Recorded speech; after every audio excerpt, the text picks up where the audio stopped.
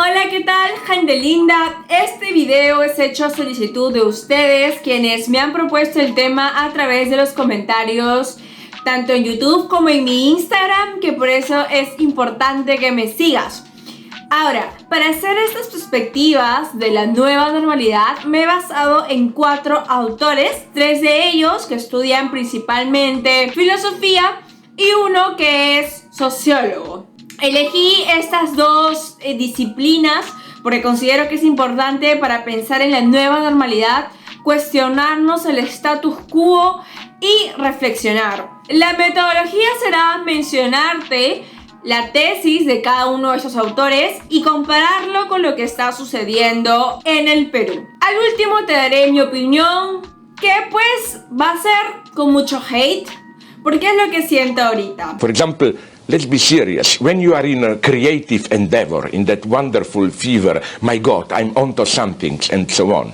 Happiness doesn't enter it. You are ready to suffer. Y te estarás preguntando antes de empezar, ¿por qué te estoy poniendo foto a mis mascotas? Y bueno, la razón es que hablar de estos temas me produce muchísimas emociones, y para no estar muy atolondrada en la cámara y transmitir tranquilidad, los he puesto y los veo a través de mi cámara y puedo estar tranquila. Pero no solamente porque me tranquilizan y me dan paz, sino también porque tiene que ver con una de las teorías que te voy a contar al final. Y la segunda aclaración es que yo no estudio ni sociología ni filosofía.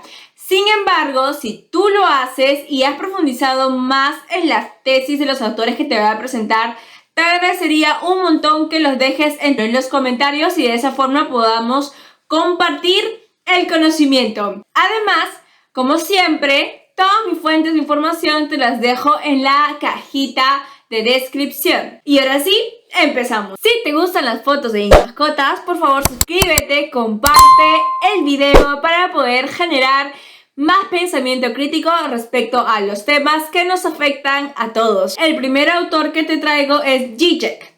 Yo también pensé que se decía Zizek y busqué en internet y se dice Tlaloy Tlizek. Tlaloy Tlizek. Tlaloy Tlizek. Es un psicólogo, filósofo, psicoanalista y crítico cultural muy icónico, ahora último, y aparte es antisistema. Él publicó un artículo que se encuentra en la recopilación de la cual yo me estoy basando, que se llama Sopa de Wuhan, y él menciona, y su tesis se basa básicamente en lo que dice el título, que te lo voy a leer. El coronavirus es un golpe al capitalismo al estilo de Kill Bill y podría conducir a la reinvención del comunismo. Fue publicado a fines de febrero, antes que sacara su libro Pandemic, Pandemia en español, que la verdad que no entiendo quién cocina. Tlaloy Tlizek. Porque sacar un libro en tan pocos meses de un acontecimiento tan nuevo para la sociedad globalizada es, pues, increíble. Él menciona que la propagación de la pandemia del virus COVID-19 también ha propagado otros virus ideológicos, entre ellas las noticias falsas, las teorías de conspiración paranoicas y también explosiones de racismo. Y menciona que con suerte otros virus también se propagará y nos contagiará. El virus de pensar en una sociedad alternativa, una sociedad más allá del Estado-nación, que se actualiza a sí misma en formas de solidaridad y cooperación. El virus nos obligará a encontrar una forma de comunismo reinventado que se base en la confianza de las personas y la ciencia. En una frase, lo que Zizek tiene claro es: comunismo impuesto por la simple necesidad de supervivencia. El único problema con Zizek es que no se entiende bien a qué tipo de comunismo reinventado se refiere, así que viendo unas entrevistas y leyendo otros documentos entendí que es algún tipo de organización social que regule la economía, que incluso limite la soberanía de los estados y que se tenga una conciencia en común que sobrepase las fronteras y que tenga una fuerte cooperación internacional y, claro, basados en los pilares de la solidaridad y, como te acabo de mencionar, de la cooperación. ¿Y qué tiene que ver Kill Bill en todo esto? Pues, a su modesta opinión, El coronavirus es un golpe técnica del corazón explosivo de la palma de 5 puntos hacia el capitalismo salvaje, puesto que no podemos seguir como estamos y un cambio radical es necesario. Según él, ya el crecimiento económico mundial caería hasta un 3%, que de hecho después es ratificado por el Fondo Monetario Internacional, porque los mercados que se basan básicamente en movimiento de capital y personas, y sabemos lo que esto significa: sobrepoblación, sobreproducción, consumismo, miles de desechos que no podemos eliminar, la destrucción de hábitats y por ende de la naturaleza, cadenas de suministro de miles de kilómetros, turismo invasivo y una tremenda desigualdad. Podemos seguir, como diría Gigi, corruption, and so on and so on. son insostenibles cuando hay un virus de esta magnitud de por medio.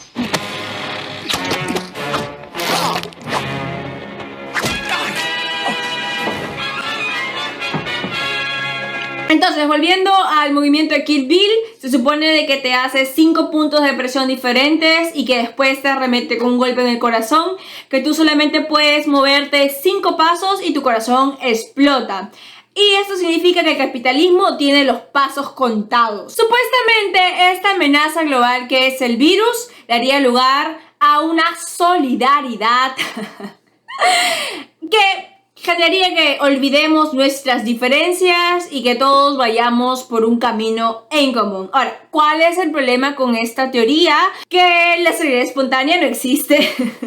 Los que han visto o quienes han visto el hoyo me van a comprender mejor. Puesto que, y esa es mi opinión, la solidaridad funcionaría mejor en un lugar donde todos tenemos las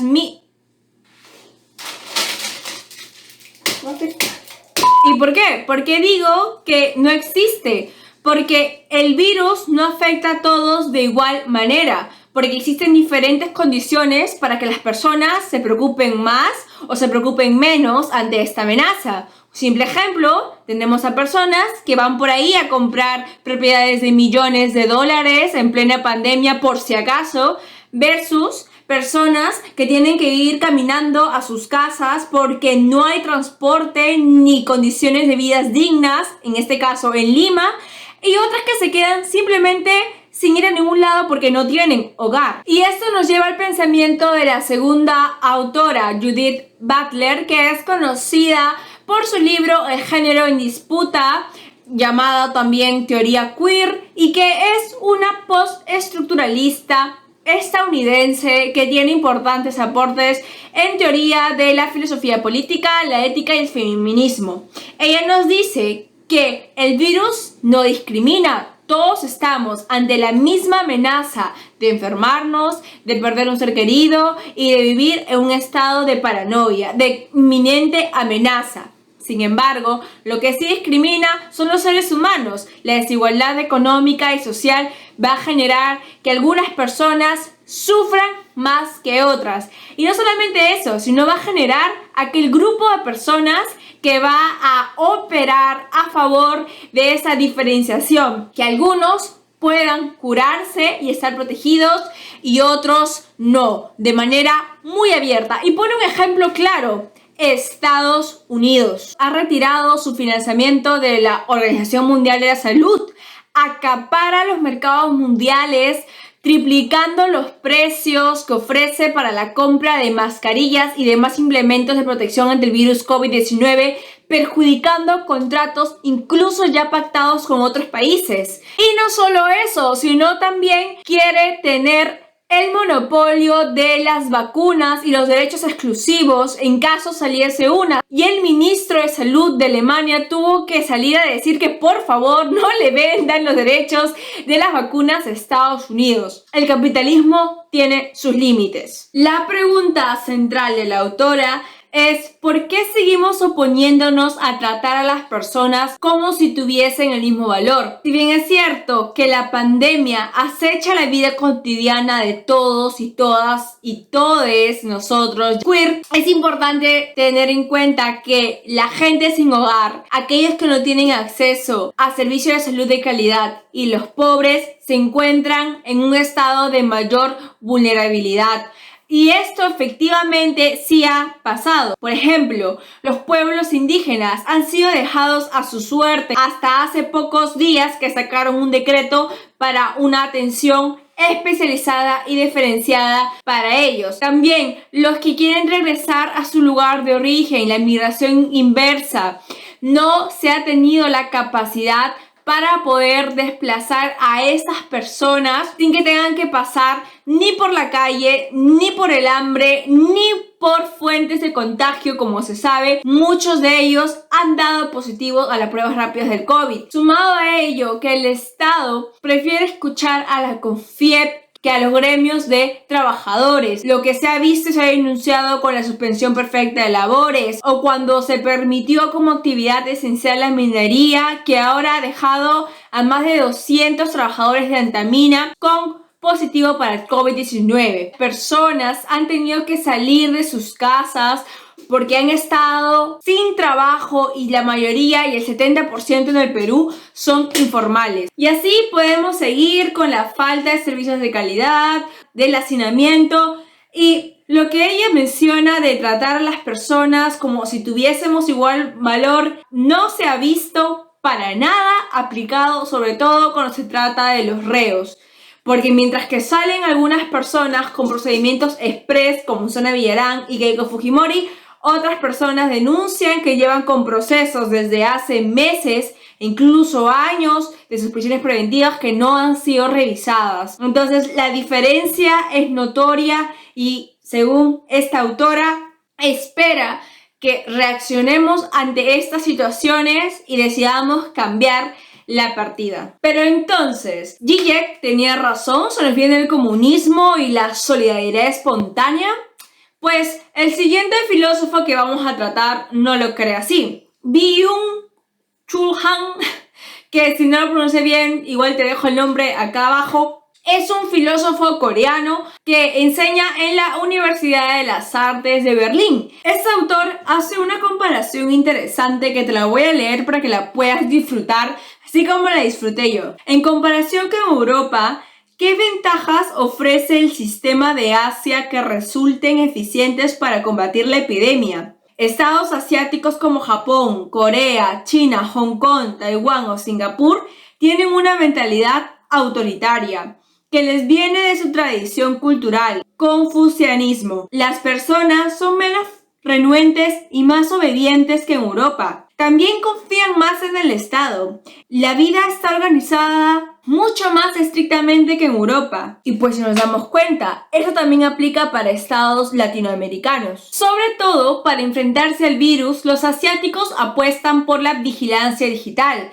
el manejo del Big Data, los macrodatos. ¿Y qué es esto? Pues básicamente es muchísima información obtenida de tecnologías modernas, de las redes sociales, de los servidores en internet, de los GPS, etcétera, etcétera. La vigilancia digital se encuentra en debate en muchísimos países por el tema del derecho a la privacidad. Sin embargo, en los estados asiáticos esto no es un problema. En China incluso hay un sistema de créditos por puntaje social.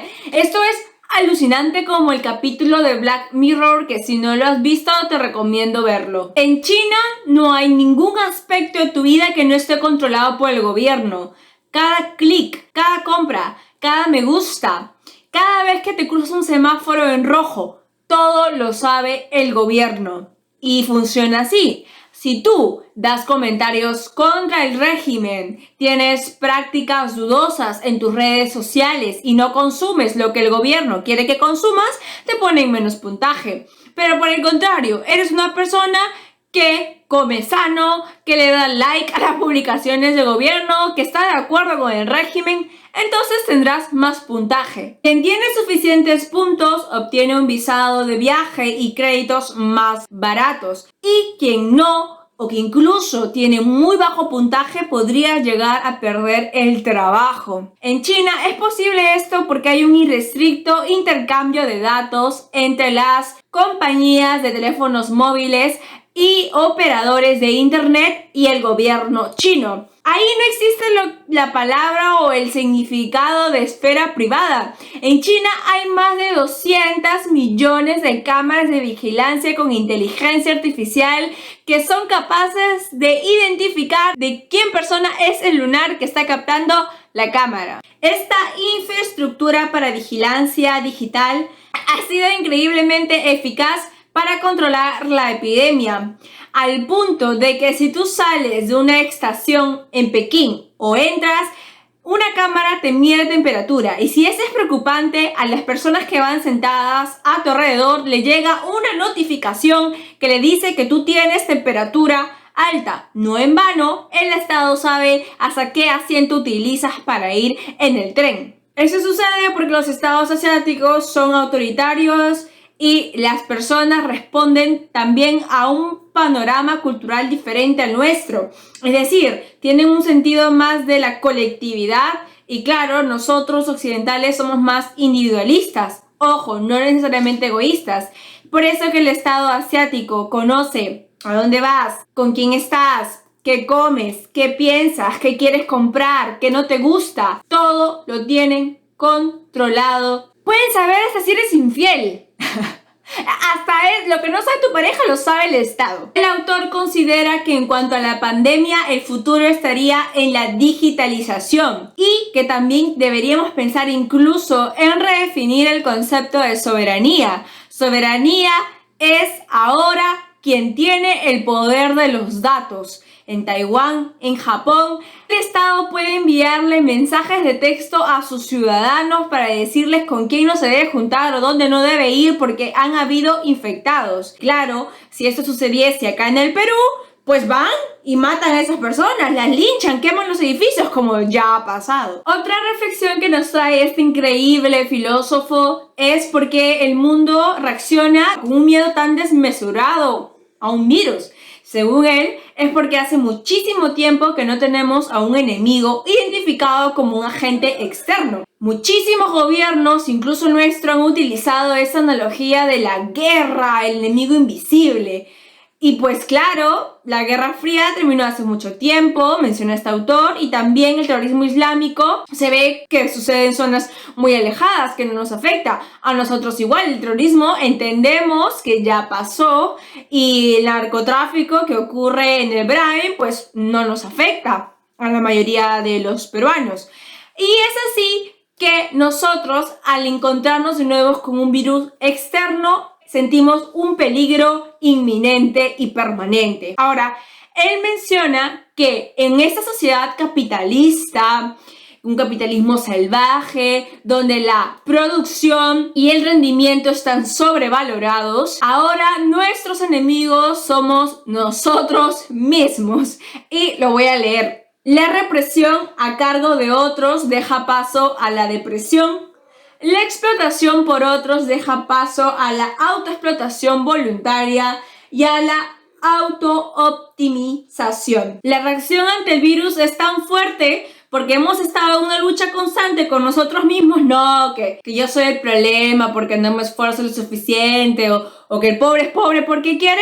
Y en una sociedad de la positividad, la idea de un agente externo pues asusta mucho. Y pues después este autor cita a Zizek, que dice de que va a surgir un comunismo porque vamos a ser solidarios y vamos a cambiar. Y este autor le dice, amigo, despierta, eso no va a pasar. Porque los virus no generan revoluciones. El capitalismo va a continuar. Las personas no van a cambiar por un virus, porque el virus no tiene razón. La revolución no lo hacen los virus, sino las personas. El virus no genera solidaridad, por el contrario, nos aísla y hace que solo pensemos en nuestro bienestar. El virus hace que las personas teman por su vida y por la vida de los suyos. No es un sentimiento colectivo fuerte. Y por último termina con una frase que la voy a leer porque me parece muy hermosa. Somos nosotros, personas dotadas de razón, quienes tenemos que repensar y restringir radicalmente el capitalismo destructivo y también nuestra ilimitada y destructiva movilidad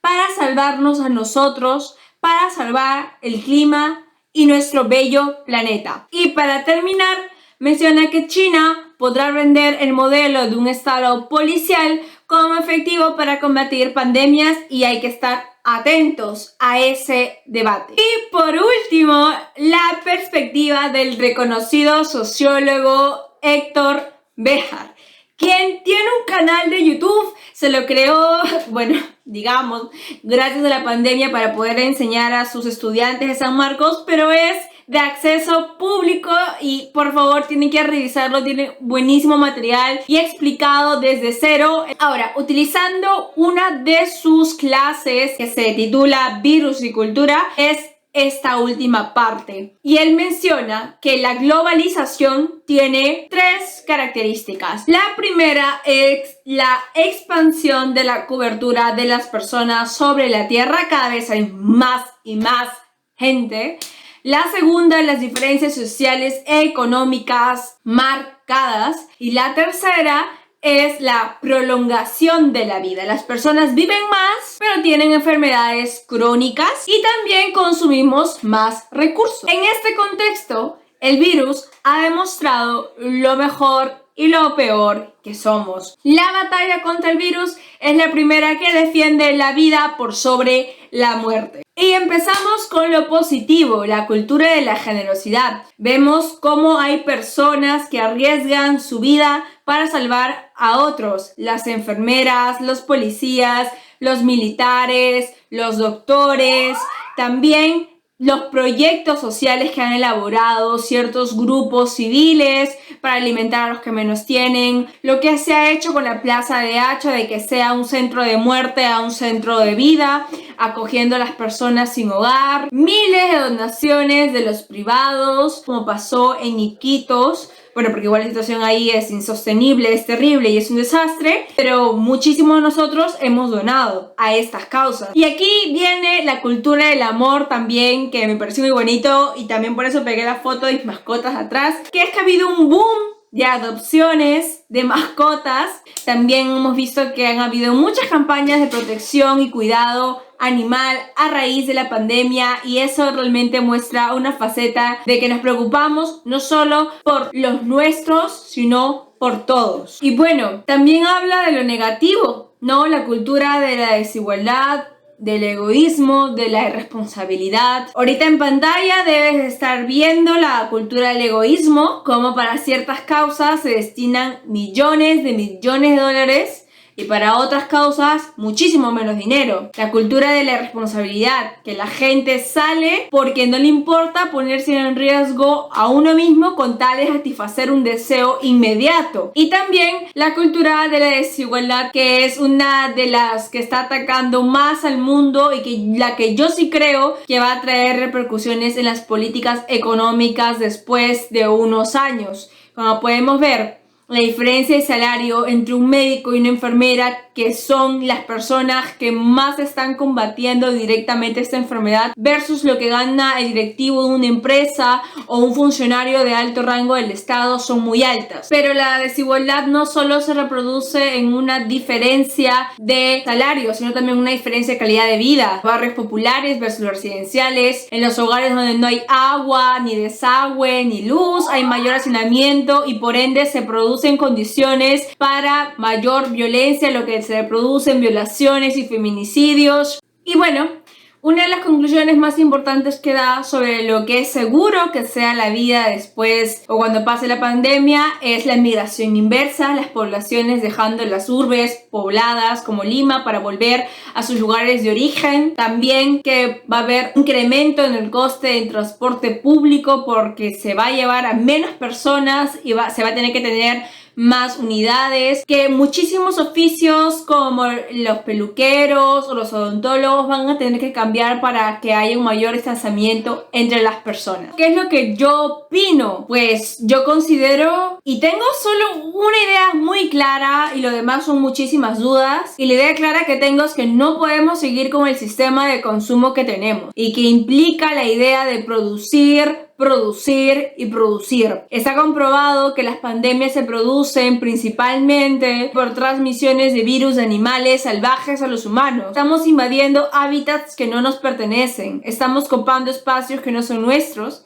y eso terminará literalmente matándonos. El planeta Tierra puede albergar tantos millones de seres humanos. Hay comida para todos nosotros. Nuestros desechos se pueden eliminar. Va a haber agua en unos 20 años. Y así podemos seguir con más dudas. ¿Qué va a pasar cuando el calentamiento global empiece con la desaparición de especies? Cambio de ecosistemas, cuando los alimentos sean más escasos, cuando haya más sequías. El mundo va a ser un infierno para todos. Claro, excepto para aquellos que puedan pagarse casas en islas muy bien protegidas y llenas de alimento. Creo que lo inteligente y racional y sabio sería reflexionar ante lo que estamos viviendo desde los diferentes contextos, desde el contexto peruano, la incapacidad de los gobernantes, el sistema de salud precario, la desigualdad que mata y hacer cosas al respecto. Y formarnos nosotros mismos para ser líderes que podamos ser personas y autoridades que gestionen bien por el bien de su comunidad. Y bueno,